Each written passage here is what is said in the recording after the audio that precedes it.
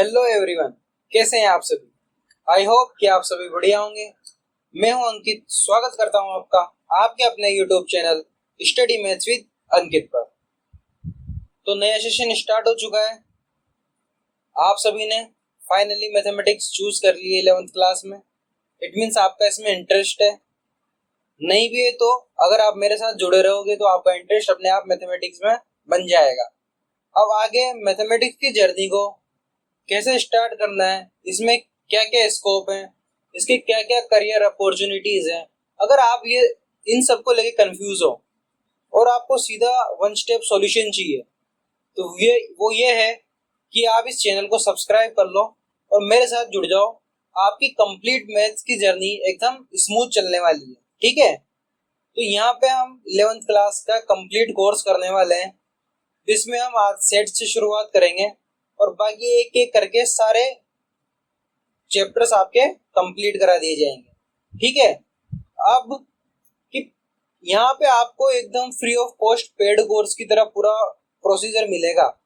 कैसे मिलेगा कि सबसे पहले अगर आपको लेक्चर देखने के बाद कोई डाउट्स वगैरह आते हैं तो आप डाउट्स कहाँ पे पूछेंगे, तो उसके लिए डिस्क्रिप्शन में टेलीग्राम ग्रुप दिया हुआ है। वहां पे आप टेलीग्राम ग्रुप को ज्वाइन करके और आपका जो भी डाउट है, चाहे वो पढ़ते समय आए, लेक्चर देखते समय आए, कुछ डाउट क्वेश्चन सोल्व करते समय आए, आप डायरेक्ट टेलीग्राम ग्रुप पे क्वेश्चन पूछिए एज सून एज पॉसिबल आपको जवाब मिल जाएगा, ठीक है। आपको यहाँ पे लेक्चर के साथ साथ एक्सरसाइज भी कंप्लीट करवा के दी जाएगी। बाकी क्वेश्चंस प्रैक्टिस के लिए आपके टेलीग्राम ग्रुप पे भी डाले जाएंगे, ठीक है। तो हम शुरुआत करते हैं सेट के साथ, ठीक है। फर्स्ट चैप्टर है आपका सेट्स। तो सेट्स होते क्या है, सबसे पहले हम पढ़ेंगे कि सेट्स किसे कहते हैं। प्रैक्टिकल लाइफ में आप देखते हो कि जैसे कि हम सेट्स का नाम लेते हैं तो इससे हमें क्या मिलता है, जैसे कि कप सेट है। कप सेट का नाम सुना है। जैसे एक सेट होता है इसमें 5-6 जनरली 6 कप आते हैं। या फिर डिनर सेट है। डिनर सेट देखा है आपने कभी। उसमें क्या होता है, कप होती है, कप्स होते हैं, प्लेट्स होती है, बाउल होते हैं, ठीक है, चम्मच वगैरह होती है। तो ये सब कुछ एक अरेंजमेंट के थ्रू होता है। डिनर सेट में ये नहीं कि सिर्फ प्लेट्स दे दिया आपको, बाउल्स वगैरह नहीं दिए। तो अगर सेट है तो उसमें सारे के सारे जो चीजें होती है, जो भी एलिमेंट्स होते हैं, वो वेल ऑर्गेनाइज्ड होते हैं उसमें, ठीक है। तो यहाँ पे हम मैथ्स में सेट की बात करते हैं तो सेट्स में हमारे क्या आएंगे। सबसे पहले तो हम नंबर्स का यूज करेंगे, ज्यादा से ज्यादा हम अल्फाबेट्स का यूज कर सकते हैं। तो सेट क्या होता है, सबसे पहले तो हम इसकी डेफिनेशन लिखेंगे। सेट्स की डेफिनेशन क्या होती है। Set is a well defined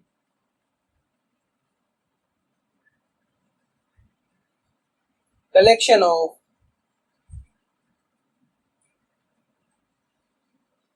objects। Set क्या होता है, set is a well defined collection of objects. मतलब नंबर हो गए, अल्फाबेट्स हो गए, किसी सेंटेंस के कॉन्सोनेंट्स हो गए, वोवल्स हो गए, इन सबको जब हम एक सीरीज में ऑर्गेनाइज करते हैं, या जैसे हम एक लाइन में लिखते हैं, जैसे हम बोलते हैं ना बच्चों को एक लाइन में खड़े हो जाओ, तो लाइन में, और फिर इसके अलावा हम एक और कंडीशन लगा देते हैं कि जैसे अपनी हाइट के अकॉर्डिंग खड़े हो जाओ, असेंडिंग ऑर्डर में खड़े हो जाओ या डिसेंडिंग ऑर्डर में खड़े हो जाओ। तो हम क्या कर रहे हैं, हम उन बच्चों को ऑर्गेनाइज कर रहे हैं, एक वेल मैनर में ऑर्गेनाइज कर रहे हैं। वैसे ही सेट भी क्या होता है, नंबर्स का वेल मैनर्ड ऑर्गेनाइजेशन में लिखा हुआ होता है, ठीक है। तो सेट्स को हम डिनोट करते हैं किसी नंबर से।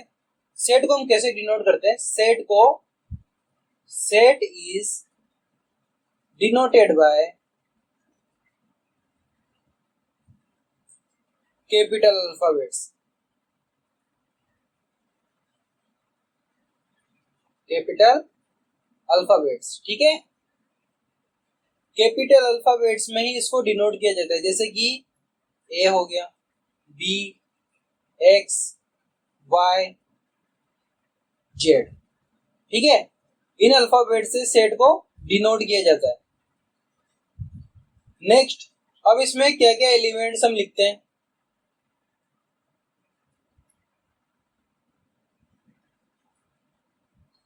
अगर एक सेट है, जैसे कि मैं एग्जांपल लेके बताता हूं आपको, कि set of vowels of English alphabets.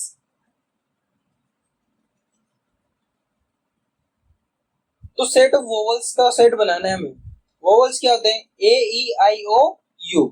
पर हमें उसको किस में लिखना है? उसको सेट में लिखना है। तो सबसे पहले हमें सेट को नाम देना पड़ेगा। चलो हम नाम देते हैं उसको ए।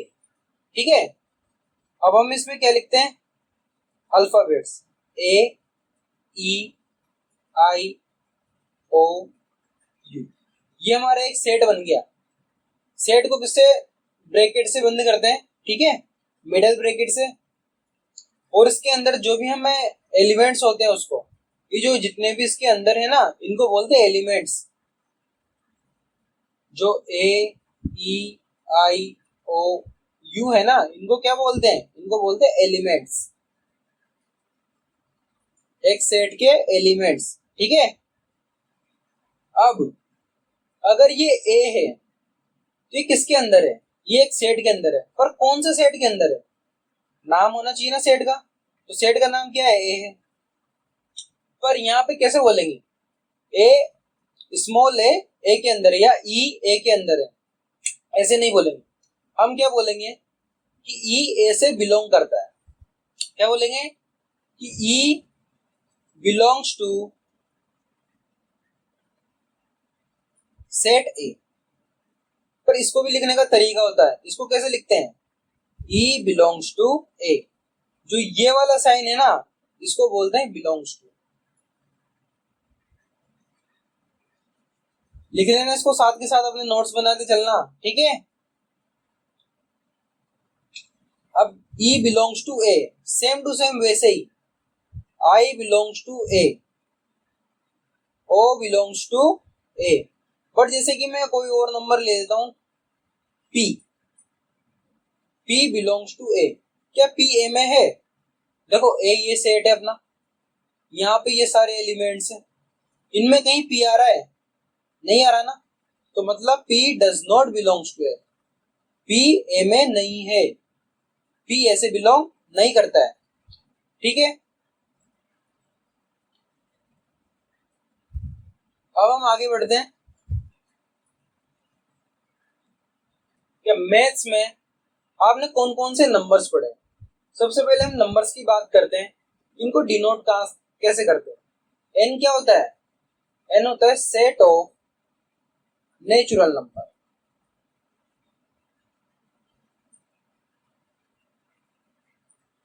ठीक है, उसके बाद आता है हमारा डब्ल्यू। डब्ल्यू क्या होता है? Set of all numbers. ठीक है, उसके बाद आता है आपका जेड। जेड क्या होता है? Set of integers. फिर Q, set of rational numbers. उसके बाद आता है R, set of real numbers. ठीक है, अब इसी के साथ आपको यहाँ पे कुछ और भी नोटेशंस देखने को मिलेंगे, जो कि जैसे हम कह सकते हैं क्यू प्लस। ठीक है, क्यू प्लस इसका मतलब क्या होता है?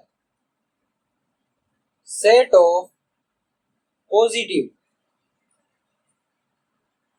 Rational number.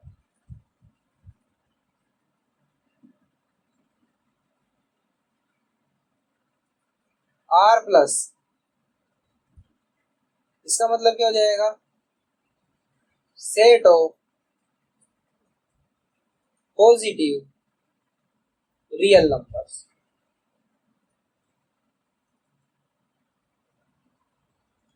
ये सारे नंबर्स आपने पढ़े हुए हैं। नेचुरल नंबर क्या होते हैं? जो एक से स्टार्ट होते हैं। जैसे कि 1 2 3 समथिंग, ठीक है। होल नंबर्स जीरो से स्टार्ट होके इनफाइनाइट तक जाते हैं। इंटीजर्स क्या होते हैं? जो माइनस इंफिनिटी से आते हैं, ठीक है। और कहां तक जाते हैं ये जाते हैं प्लस इंफिनिटी तक। सेट ऑफ रेशनल नंबर की डेफिनेशन याद है कि ऐसे नंबर जिसको हम p बाई क्यू की फॉर्म में लिखते हैं, और p और q हमारे क्या होते हैं? इंटीजर्स होते हैं, और q does not equal to zero होता है। ऐसे नंबर्स को हम क्या बोलते हैं? रेशनल नंबर बोलते हैं। रेशनल नंबर के अलावा इरेशनल नंबर भी होते हैं। रेशनल प्लस इरेशनल दोनों को मिला क्या बनते हैं? रियल नंबर्स बनते हैं। q प्लस मतलब set of positive rational number, r plus मतलब set of positive real numbers. ये सब नंबर्स हम क्या बोल रहे हैं? इनको सेट ऑफ, मतलब ये एक तरीके से वेल अरेंज्ड है, इनका एक सेट बना हुआ है। इसीलिए ये नंबर क्या होते हैं? जैसे हम कभी नेचुरल नंबर को लिखते हैं तो क्या हम ऐसे लिखते हैं क्या? 4 3 5 6 10 12 ऐसे लिखते हैं? नहीं लिखते ना। अगर हम उसको ऐसा लिख रहे हैं तो उसके पीछे भी कोई ना कोई इक्वेशन, कोई ना कोई लॉजिक या कोई ना कोई अरेंजमेंट बना हुआ होता है, ठीक है। तो जनरली हम कैसे लिखते हैं? 1 2 3 4 5, ठीक है। तो ये अरेंजमेंट है कि अगला नंबर क्या होगा? एक ज्यादा होगा पिछले नंबर से, ठीक है। तो उसके बाद हम इन सेट को रिप्रेजेंट कैसे करते हैं? हेडिंग डालो, representation of set.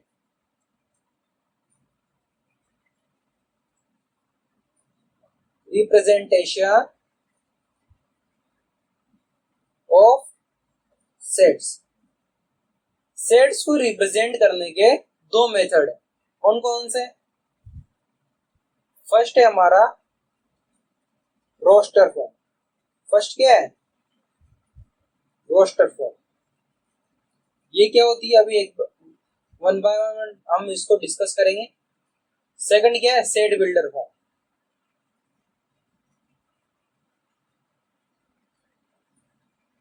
Set builders form. अब चलिए रोस्टर फॉर्म को देख लेते हैं। रोस्टर फॉर्म क्या होती है?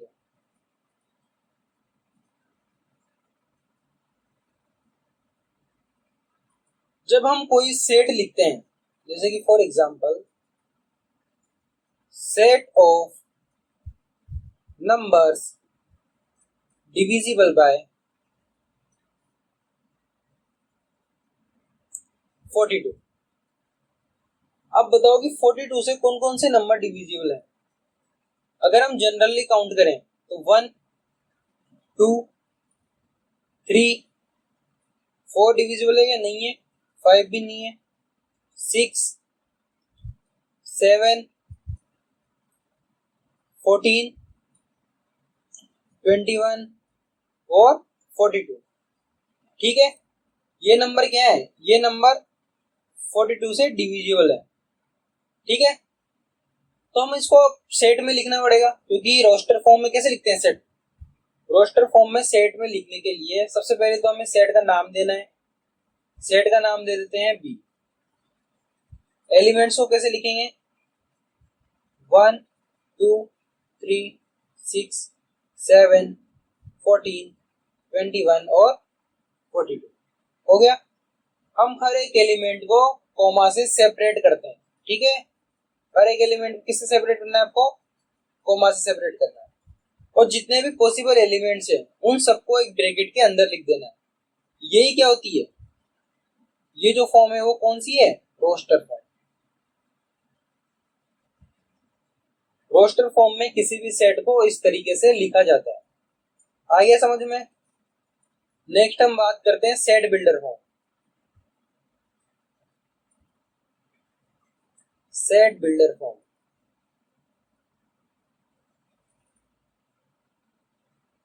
अब ये क्या होती है? जब हम किसी सेट को वर्ड्स में लिखते हैं, जैसे कि फॉर एग्जांपल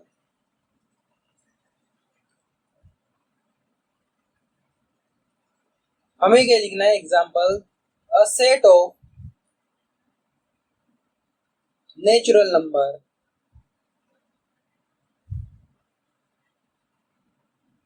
बिटवीन 3 and 10। अब दोनों में डिफरेंस क्या है? सेट बिल्डर फॉर्म और रोस्टर फॉर्म में डिफरेंस क्या है? दोनों लिखने के तरीके हैं, पर अगर आप इसको लिखते हो रोस्टर फॉर्म में तो आप क्या लिखोगे?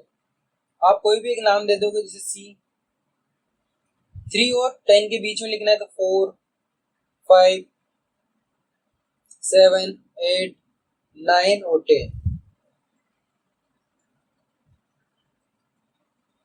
9 तक, ठीक है?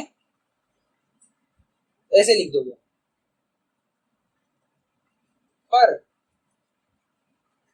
अगर आपको इसको लिखना है सेट बिल्डर फॉर्म में तो ये कैसे लिखा जाएगा?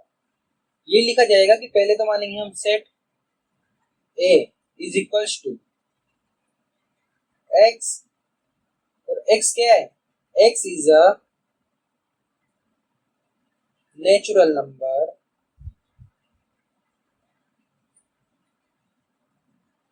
Between 3 and 10। ऐसे भी लिख सकते हैं। Next,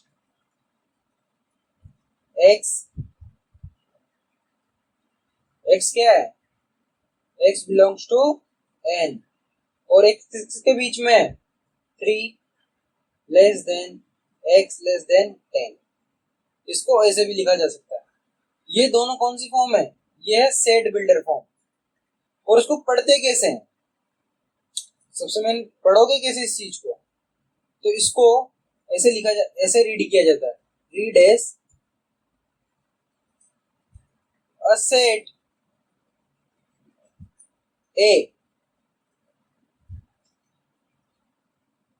of all x, a set A of all x such that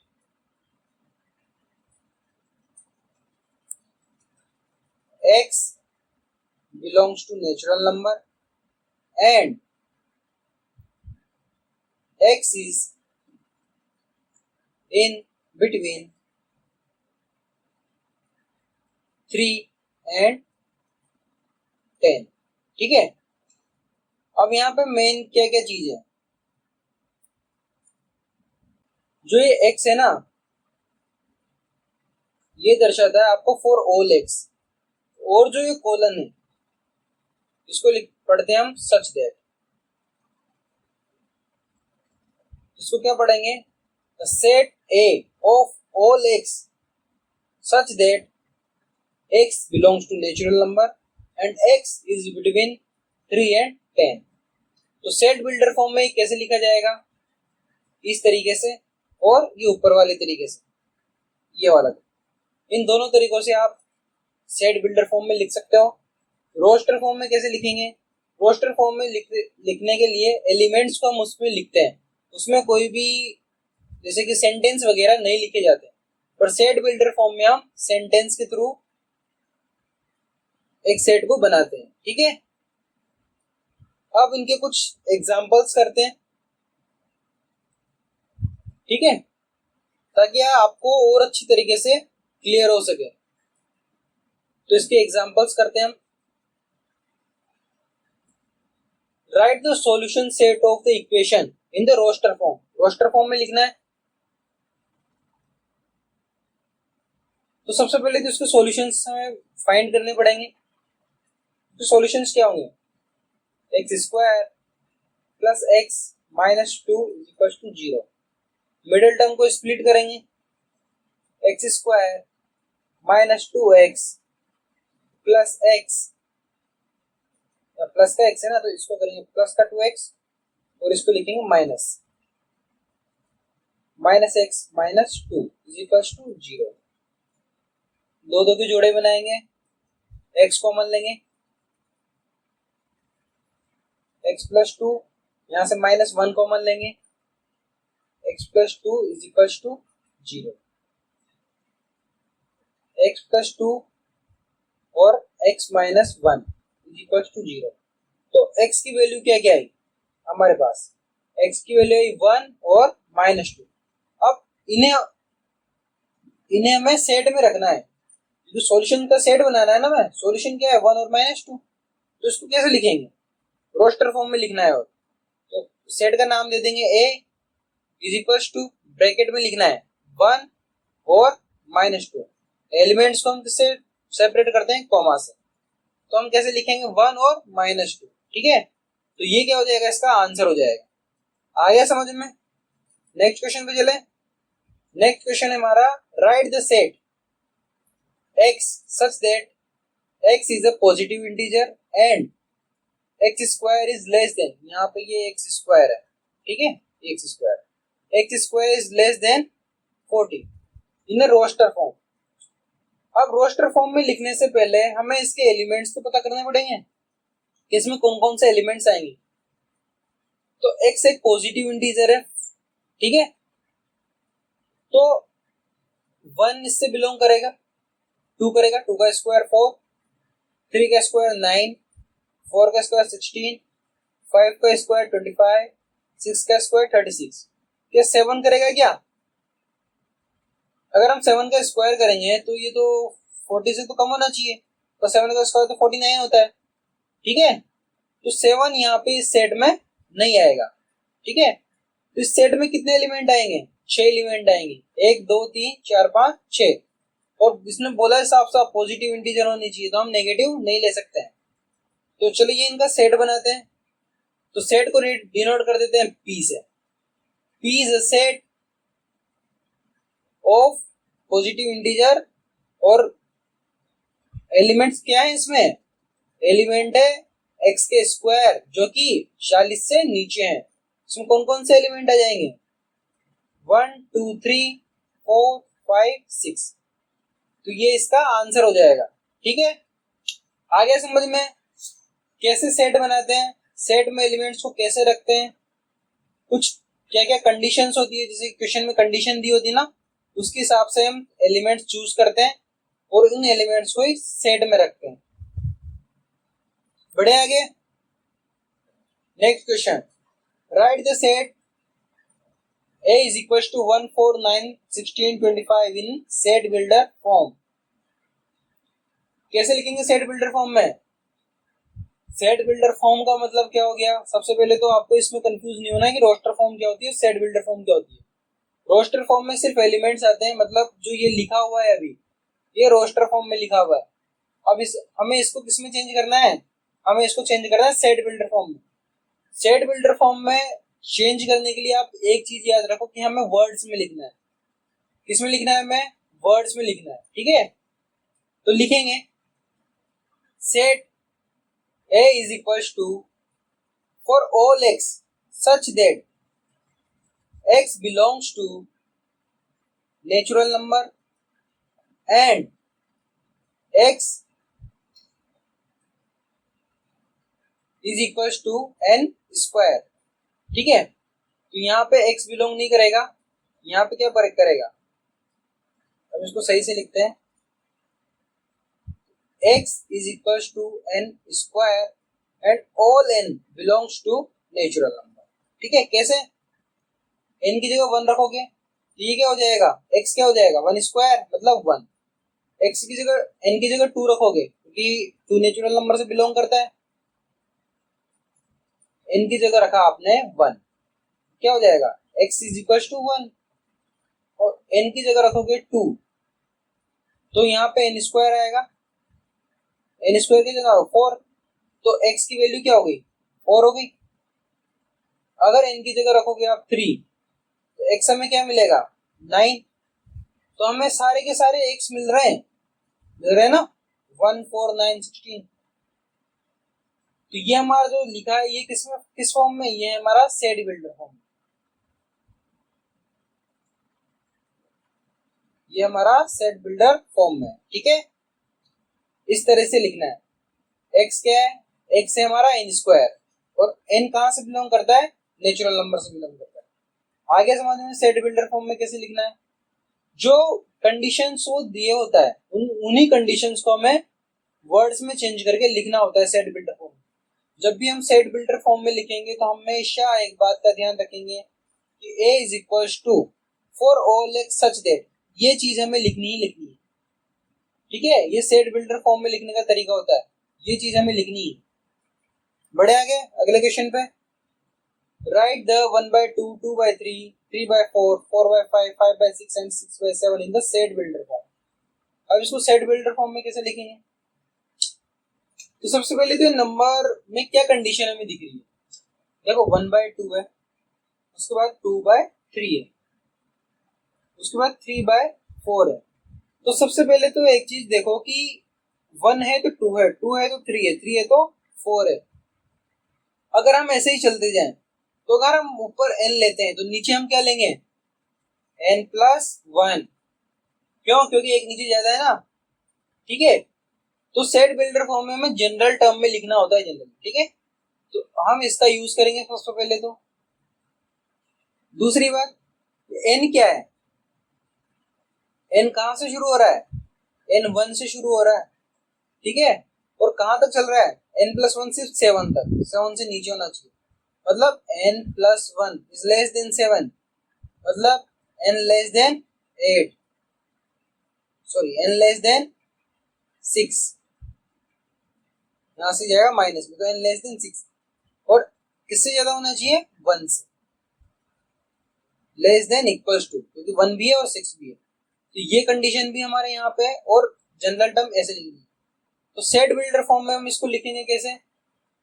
a set B is equals to a set B is a set of all x such that x is equals to n upon n+1 for all n। ठीक है, for all n belongs to n and n किस किस के बीच में है? 1 से लेके 6 तक। तो ये हमारी इसकी कंडीशन हो गई। ये कौन सी फॉर्म हो गई? ये हो गई set builder form. Set builder form में ऐसे लिखना है। सबसे पहले तो हमने क्या किया? A set of all X such that X क्या है? n upon n+1 and n belongs to natural number, क्योंकि सारे के सारे n क्या है? नेचुरल नंबर से बिलोंग करते हैं। एंड n पे क्या कंडीशन है कि n 1 से ज्यादा है और 6 से कम है। जब हम इसको अप्लाई करेंगे पूरी कंडीशन को, तो देखो अपने आप ये आंसर आएगा जो आपको क्वेश्चन में दिया हुआ है। कि जैसे कि हमें x लिखना है, जैसे कि मान लो इसमें एलिमेंट्स कैसे होंगे? इसमें एलिमेंट्स होंगे वो कैसे होंगे? हर एक x का लिखना है ना, तो x1, x2, x3, x4, x5, x6 ऐसे इसमें एलिमेंट्स होंगे पक्का। तो जब हम इस x1 लिखेंगे, x1 का मतलब क्या है? कि हमें ऐसा x लिया है जिसमें n की वैल्यू क्या है? 1। n की वैल्यू 1 रखोगे तो 1/2 मिलेगा आपको। x2 n की जगह 2 रखोगे तो 2/3 मिलेगा। तो ये सारे के सारे एलिमेंट कहाँ है? ये रहे। तो मतलब ये जो सेट बिल्डर फॉर्म हमने लिखी है वो एकदम करेक्ट है। आ गया समझ में? जब हम रोस्टर फॉर्म में लिखेंगे तो x1 x2 की जगह 1/2, 2/3, 3/4, 4/5, 5/6, 6/7 ऐसे लिख देंगे। ठीक है, तो सेट बिल्डर फॉर्म को रोस्टर फॉर्म में चेंज किया जा सकता है, रोस्टर फॉर्म को सेट बिल्डर फॉर्म में चेंज किया जा सकता है। ये इंटर कन्वर्टेबल होती है। ठीक है, नेक्स्ट क्वेश्चन पे बढ़ते हैं। अब आपको सबसे पहले ये बताना है कि इनमें से कौन कौन से सेट हैं। ठीक है, मैंने आपको सेट की डेफिनेशन क्या बताई थी? ये एक well defined collection of object होता है। अगर हम ऑब्जेक्ट को कलेक्ट नहीं कर पा रहे, ठीक है, अगर ऑब्जेक्ट डिस्क्रीट नहीं है, इट मींस क्या हो जाएगा? कि वो सेट नहीं है। ठीक है, जैसे कि first of all the collection of all the months of the year beginning with the letter J. ठीक है, जे से कौन कौन से मंथ्स आते हैं? जैसे जनवरी, जनवरी आता है, फरवरी नहीं आता है, मार्च, अप्रैल, मई, जून आता है, जुलाई आता है, अगस्त, सितंबर, अक्टूबर, नवंबर, दिसंबर, ये 3 मंथ आते हैं जे से स्टार्ट होने वाले। तो डिस्क्रीट हमें आंसर मिला। उसने क्या क्वेश्चन पूछा था? Collection of the all months of the year beginning with the letter J. तो हमें तीन ऑब्जेक्ट्स मिले हैं, कौन कौन से, जनवरी, जून और जुलाई। तो फर्स्ट वाला क्या है, ये एक सेट है, ये क्या है, एक सेट है। Second question, the collection of 10 most talented writers of India. अब इस क्वेश्चन के बारे में जरा सोचो। जैसे कि आप मान लो क्लास में बैठे हो 10 बच्चे, ठीक है। मैं पहले बच्चे से पूछता हूं कि आपके हिसाब से 10 मोस्ट टैलेंटेड राइटर्स, या आपके हिसाब से आप तो सबसे बेस्ट आपका फेवरेट बैट्समैन बता दो, तो कुछ नाम लेगा, ठीक है। जैसे कि वो विराट कोहली, सचिन तेंदुलकर, जो भी बोलेगा वो ठीक है। अब मैं दूसरे बच्चे से पूछता हूँ कि आपका फेवरेट क्रिकेटर कौन, वो कुछ अलग बताएगा, ठीक है। जैसे 10 बच्चों से अगर मैं पूछता हूँ, 10 का 10 आंसर अलग हो सकते हैं, तो क्या मैं इनका सेट बना पाऊंगा, नहीं बना पाऊंगा ना। वैसे सेकंड क्वेश्चन है कि collection of the 10 most talented writers of India. अगर मैं इसको डिसाइड कर रहा हूं तो मैं जो 10 राइटर्स के नाम लिखूंगा वो अलग होंगे। अगर आपसे मैं 10 राइटर्स के नाम लिखने को बोलूंगा तो आप अलग राइटर के नाम लिखोगे, तो भैया सेट बनाओगे तो सेट अलग अलग बनेगा ना। सेट सेम का हुआ, मेरा सेट अलग है, आपका सेट अलग है, तो ये डिफाइन नहीं हुआ, ठीक है। ये क्या है, नॉट अ सेट, ये सेट नहीं होगा। Third, a team of 11 best cricket batsman of the world. इसमें भी सेम वही है कि बेस्ट बैट्समैन आपको चूज करने हैं, पर हर किसी के हिसाब से अलग अलग बैट्समैन हो सकते हैं। जैसे कि आप ड्रीम 11 पे टीम वगैरह बनाते हो, हालांकि अच्छा नहीं है ये चीजें बनाना, पर सब जब टीम चुनते हैं तो वो अपने हिसाब से अलग अलग चूज करते हैं इन चीजों को, ठीक है। तो जब आपको बेस्ट 11 चुनना होगा, अगर मैं आपसे बोलूं कि आपको अपनी क्लास में 2 बेस्ट फ्रेंड चुनना है, तो आप अलग बेस्ट फ्रेंड चुनोगे। आपके पड़ोसी से बोलो तो वो अलग बेस्ट फ्रेंड चुनेगा, ठीक है। तो ये कलेक्शन वेल डिफाइंड नहीं होता है, ठीक है। सब में अलग अलग आंसर आ रहा है, तो ये भी क्या है, नॉट अ सेट, ये भी एक सेट नहीं है। The collection of all boys in your class, इसके बारे में देखें। आपकी क्लास में कितने बॉयज हैं, जैसे कि मान लो 30 है, तो क्या वो 29 रह सकते हैं, क्या वो 31 हो सकते हैं, 30 ही रहेंगे ना। टोटल तो 30 ही रहेंगे ना, कभी कोई एब्सेंट है नहीं है वो अलग बात है, पर आपको ऑल बॉयज का कलेक्शन करना है। अगर सारे बॉयज को लोगे तो 30 के 30 ही रहेंगे। तो ये क्या है, वेल डिफाइंड कलेक्शन है, तो ये क्या है, ये एक सेट है। फिफ्थ है the collection of all natural numbers less than 100। अब 100 से नीचे के नेचुरल नंबर का कलेक्शन, क्या हम इसको एक सेट में लिख सकते हैं। जैसे कि set A is equals to X such that x is equals to n और n belongs to natural number, और n क्या है, लेस देन इक्वल टू 100। ऐसे हम सेट में लिख सकते हैं इसको, मतलब हम इसका एक सेट बना सकते हैं। तो ये क्या है, ये एक सेट है, ये क्या है, एक सेट है, ठीक है।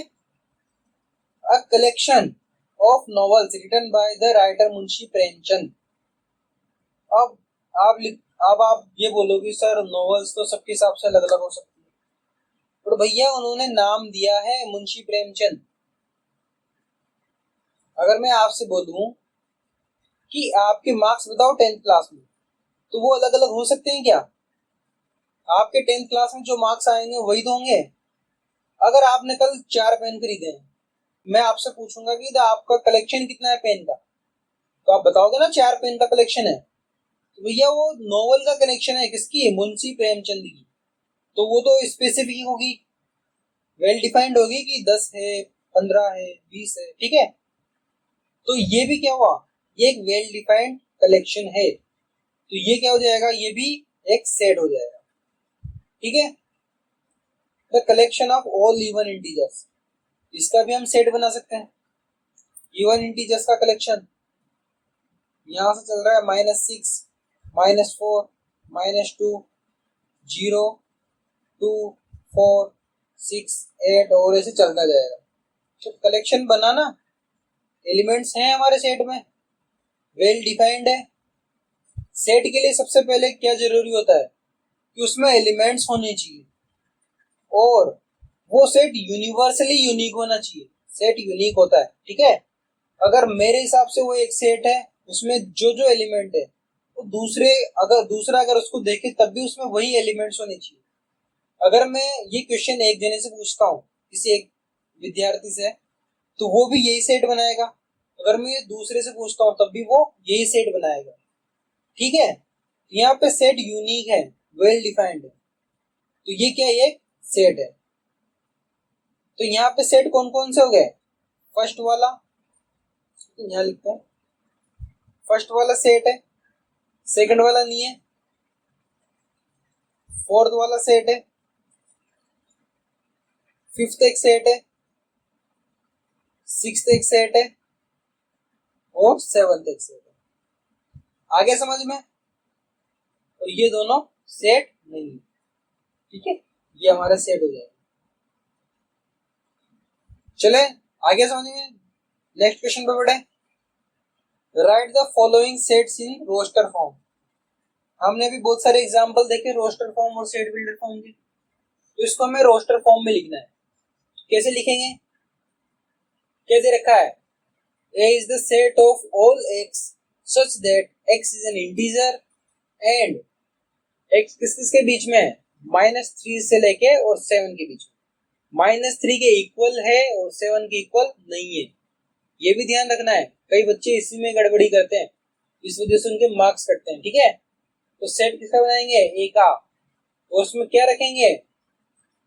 3 से 3 -3 या उससे बड़े, -3 -2 -1 0 1 2 3 4 5 6 क्या 7 रखेंगे? ये 7 के इक्वल नहीं है x, तो 7 नहीं आएगा, 6 तक के आएंगे इसमें। तो ये कैसा हो गया? ये रोस्टर फॉर्म में हो गया। ये कौन सी थी? ये सेट बिल्डर फॉर्म थी। हमने किस फॉर्म में लिखा? हमने लिखा रोस्टर फॉर्म। आगे समझ में कैसे कन्वर्ट करते हैं? नेक्स्ट इसको आप ट्राई करो, एक बार वीडियो पॉज करके इसको ट्राई करो, फिर मैं बताता हूँ, ठीक है। बी का कैसे लिखेंगे set? x is a natural number less than 6। कौन कौन से आ जाएंगे इसमें? Less than 6, less than equal नहीं बोला है। अगर इक्वल बोलता तो हम 6 को भी लेते, पर नेचुरल नंबर कहाँ शुरू होते हैं? 1 2 3 4 और 5। इसमें 5 एलिमेंट्स आ जाएंगे और ये कैसा हो गया? ये रोस्टर फॉर्म हो गया। आया समझ में कैसे लिखते हैं? सबसे मेन इस चैप्टर में रिप्रेजेंटेशन ही है, आप कैसे एक सेट को रिप्रेजेंट करते हो, ठीक है। आपको सेट बिल्डर फॉर्म में लिखने में दिक्कत आ सकती है, पर रोस्टर फॉर्म में आप आसानी से इसको लिख सकते हो। और जैसे जैसे आप क्वेश्चन प्रैक्टिस करोगे, मैं आपको यहाँ पे इतनी क्वेश्चन प्रैक्टिस करवा दूंगा कि आपको सेट बिल्डर फॉर्म और रोस्टर फॉर्म में लिखने में कभी कोई दिक्कत नहीं आएगी, ठीक है।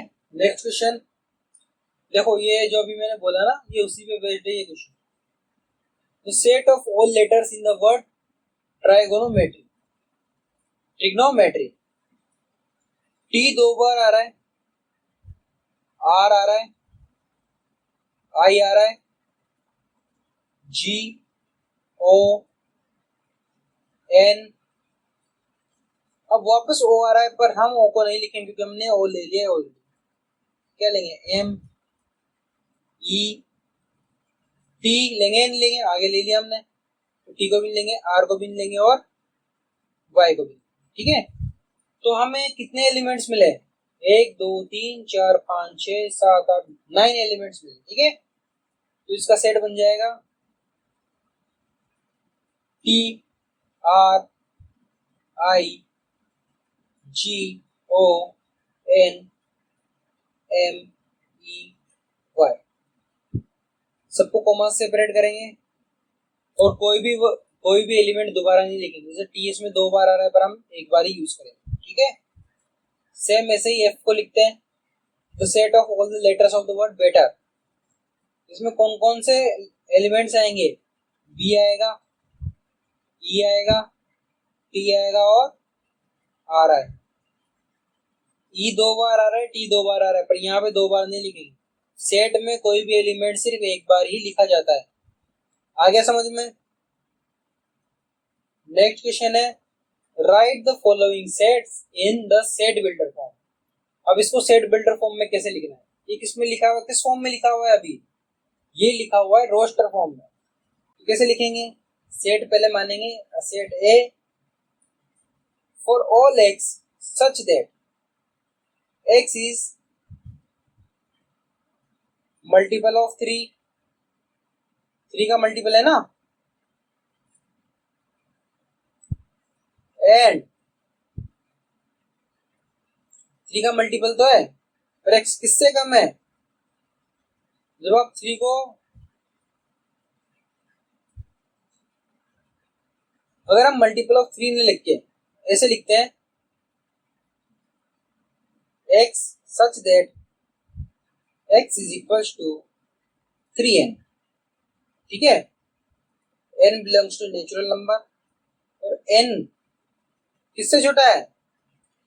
n छोटा है 4 से, छोटा और इक्वल।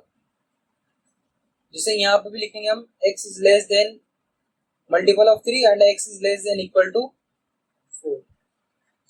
ये दोनों सेट बिल्डर फॉर्म में इसकी। देखो x is a multiple of 3, तो मतलब क्या है यहाँ पे? 3x, और x क्या है? Less then 4। जब हम यहाँ पे x की जगह 1 रखेंगे ये आएगा, 2 रखेंगे तो 6 आएगा, 3 रखेंगे तो 9, और 4 रखेंगे तो 12। ये सारे एलिमेंट्स मिल जाएंगे हमको। हम ऐसे भी लिख सकते हैं, हम ऐसे भी लिख सकते हैं, ठीक है? x is equals to 3n for all n belongs to natural number and n less than equal to 4। ये इसकी सेट बिल्डर फॉर्म होगी। अब इसको लिखते हैं 2, 4, 8, 16। ये कैसा लग रहा है आपको? कि जैसे तो 2 पे कोई पावर लगाई जा रही है। आ रहा है समझ में?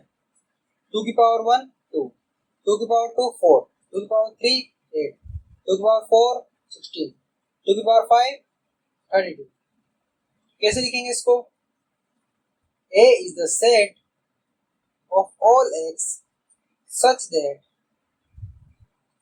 x is equals to 2 की पावर n, और n कहां से बिलोंग करेगा? For all n belongs to natural number and n से किसके बीच में है? 1 less 1 greater than equal to n less than equal to कहां तक? 5। अब n की वैल्यू 1 रखो 2 आएगा, 2 रखो 4 आएगा, 3 में 8, 4 में 16 और 5 में 32। तो ये बन गई सेट बिल्डर फॉर्म। आगे समझ में कैसे लिखना है हमें सेट बिल्डर फॉर्म में? हमें वर्ड्स में लिखना होता है, जैसे कि ये नोटेशन है, कोड से, देखो ये कंडीशंस है। हमें जब सेट बिल्डर फॉर्म में लिखते हैं तो हमें इन कंडीशंस में लिखना पड़ता है, ठीक है? बढ़े आगे। अब इनको सेट बिल्डर फॉर्म में लिखना है, लिख देते हैं b is equals to set of all x such that x is equals to 5 की power n for all n belongs to natural number। और यहाँ पे कोई कंडीशन नहीं लग रही है, देखो ये डॉट डॉट डॉट आ रहा है ना, इट मींस 5 पे पावर जितनी लगती जाएगी उतना ही ये आगे बढ़ता जाएगा। ये सेट क्या है? ये इनफाइनाइट सेट है। आगे पढ़ेंगे हम सेट्स के बारे में, कौन सा फाइनाइट सेट होता है, कौन सा इनफाइनाइट सेट होता है, एम्प्टी सेट्स भी होते हैं। इन सबको हम आगे डिस्कस करेंगे, ठीक है? तो हम इसको ऐसे लिख सकते हैं, ये 2 4 6, इसको लिखते हैं set of all x such that x is equals to 2n for all n belongs to natural number। अब जैसे जैसे हम n की जगह 1 रखेंगे क्या आएगा? n की जगह 1 तो 2 आएगा, n की जगह 2 रखेंगे तो 4। हमें सारे एलिमेंट्स मिल रहे हैं, तो हमें ऐसी कंडीशन लगानी है जिस कंडीशन को लगाने से हमें सारे एलिमेंट जो भी क्वेश्चन में पूछे गए वो सारे एलिमेंट्स मिल जाए। आगे समझ में कैसे करना है? अब देखो 149 से आपको क्या पता चल रहा है? ये स्क्वायर है, ये क्या है, स्क्वायर है। तो हम इसको कैसे लिखेंगे, d is equals to set of all x such that x is equals to n square for all n belongs to natural number. और n किस किस के बीच में है, n है 1 से ज्यादा है और less than 10, equal to less than 10। ये तो आप n को 1 रखोगे, 1 रखोगे, x क्या मिलेगा आपको 1, n को 2 रखोगे, 2 4, x मिल गया आपको 4, n को 9 रखोगे 81 मिलेगा जो कि इसमें, 10 रखोगे 100 मिलेगा। मतलब सारे एलिमेंट्स आपको इस कंडीशन से मिल रहा है। ठीक है, तो ये कौन सी फॉर्म हो गई, ये सेट बिल्डर।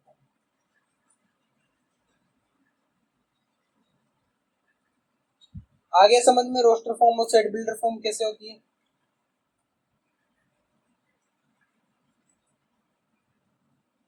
हमें इसमें क्या करना है, list of the elements of the following set.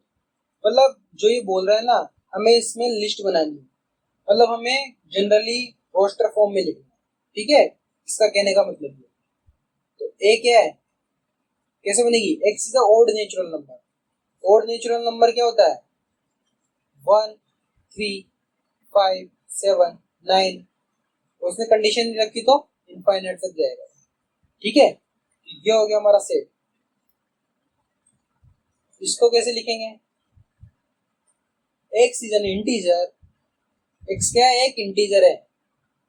-1/2 से बड़ा इंटीजर कौन सा होता है, क्या -1 होगा क्या, -1 तो इसके इस साइड आएगा। तो इससे बड़ा इंटीजर क्या होगा, 0। उसके बाद 1 2, 9/2 क्या होता है, होता है 4.5। तो इससे छोटा लेना है तो 4 लेंगे। 0 1 2 3 और 4, ये हमारा सेट होगा। कैसे लिखते हैं, 0 1 2 3 और 4। ये लिस्ट बनाने को बोला है, इसमें कितने एलिमेंट है, 5 एलिमेंट्स। ठीक है, आगे समझ में कैसे लिखना है, कैसे सोल्व करना है क्वेश्चंस को। इसको करते हैं, c is equals to x is an integer. सबसे पहले तो x एक इंटीजर है और x क्या है, less than equal to 4। Less than equal to 4 मतलब क्या आ जाएगा, -2 आ जाएगा, -1 आ जाएगा, 0 आ जाएगा, 1 और 2। ये सारे एलिमेंट्स यहाँ पे हमारे सेट में आ जाएंगे, -2 -1 0 1 और 2। ठीक है, x is a letter of the word loyal. x क्या है, इस वर्ड के लेटर्स हैं। तो इसका सेट कैसे बनाएंगे, d is equals to L O Y A। वापस L नहीं लिखेंगे, क्यों, क्योंकि L हमने एक बार लिख दिया है। सेट में कोई भी एलिमेंट हमेशा एक ही बार आता है। आगे समझ में, इस क्वेश्चन को ट्राई करो। X the month of a year not having 31 days.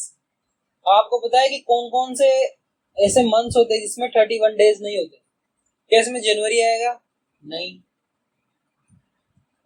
फरवरी आएगा, आएगा, क्योंकि फरवरी में 31 डेज नहीं होते, नॉट हैविंग। देखो इस पे ध्यान देना, नोट पे। मार्च नहीं आएगा, अप्रैल आएगा, मई नहीं आएगा, जून। जुलाई अगस्त में 31 डेज होते हैं, सितंबर अक्टूबर में 31 डेज होते हैं, नवंबर। तो हमारी लिस्ट में कितने एलिमेंट्स हो जाएंगे, हमारी लिस्ट में 5 एलिमेंट्स हो जाएंगे। ठीक है, बना लेंगे इसकी। फेब, अप्रैल, जून, सितंबर और नवंबर। ठीक है, आगे समझ में। X consonant in the English alphabet with precedes के। precedes के मतलब के पहले के हमें कॉन्सोनेंट्स लिखने हैं। क्या इसमें ए आएगा, भैया जी ए वोवल है। इट मींस ए नहीं आएगा। तो हमें क्या लिखना है, बी सी डी, ई भी नहीं आएगा, एफ जी एच आई भी नहीं आएगा, जे, उसके बाद के तो आई प्रिसीड, के पहले के पूछे उसने के नहीं पूछा है, तो के को भी हम काउंट नहीं करेंगे। ठीक है, तो कितने एलिमेंट हो गए, B C D F G H और जे। ठीक है, आगे समझ में कैसे लिखा हमने, ओके।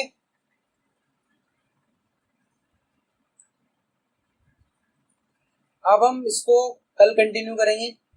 ठीक है, आज के लिए इतना ही। अगर आपको लेक्चर समझ में आया है अच्छे से, तो इस लेक्चर को लाइक कर देना और चैनल को सब्सक्राइब कर लो, क्योंकि ऐसे ही लेक्चर आपको आने वाले दिनों में मिलने वाले हैं, क्योंकि हम यहाँ पे आपका कंप्लीट कोर्स करवाने वाले हैं। ठीक है, हर एक चैप्टर को लेक्चर वाइज कंप्लीट करेंगे, आपके डाउट्स भी यहीं पे सॉल्व करेंगे। अगर आप टेलीग्राम पे बहुत ज्यादा डाउट्स पूछते हो, मतलब जैसे कि कम से कम 10 15 20 डाउट एक साथ आ जाते हैं, तो हम उसको वहां सॉल्व करके उनकी एक सेपरेट वीडियो भी आपको चैनल पे प्रोवाइड कर देंगे।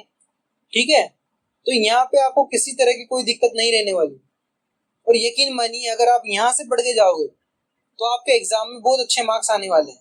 ठीक है, तो कल कंटिन्यू करते हैं इसको।